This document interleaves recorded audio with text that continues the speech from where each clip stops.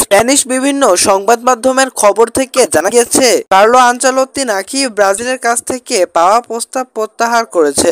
অর্থাৎ confederation of Brazil football federation পক্ষ থেকে কোচ হওয়ার যে প্রস্তাবটি দেওয়া হয়েছিল কার্লো আনচেলত্তিকে, সেটাকে না করে দিয়েছে ইতালিয়ান এই কোচ। বর্তমানে রিয়াল মাদ্রিদের সাথে মৌসুম শেষ হওয়া পর্যন্ত রিয়াল মাদ্রিদে মেয়াদ আছে কার্লো আনচেলত্তির। এই মুহূর্তে ব্রাজিলের কোনো পছন্দ কোচের অ্যাভেলেবেল পাওয়ার কোনো খবর নেই। তাই নতুন করে ফুটবল ফেডারেশন অফ সিবিএফ নতুন করে পরিবর্তন এনেছে। ব্রাজিল ফুটবলের প্রেসিডেন্ট রদ্রিগেজ জানিয়েছে কার্লো আনচেলত্তির জন্য অপেক্ষা করবে ব্রাজিল।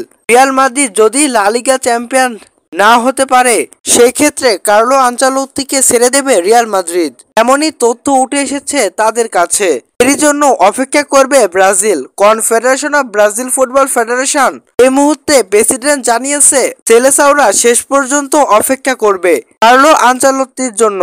তাদের লক্ষ্য কার্লো আনচেলত্তিকে দলে ফেরানো। এছাড়াও তাদের হাতে রয়েছে জর্জ জেসুস এবং এমির পেরেইরা। অবশ্যই তাদের খোঁজে আছে ফার্নান্দো রদ্রিগেজ।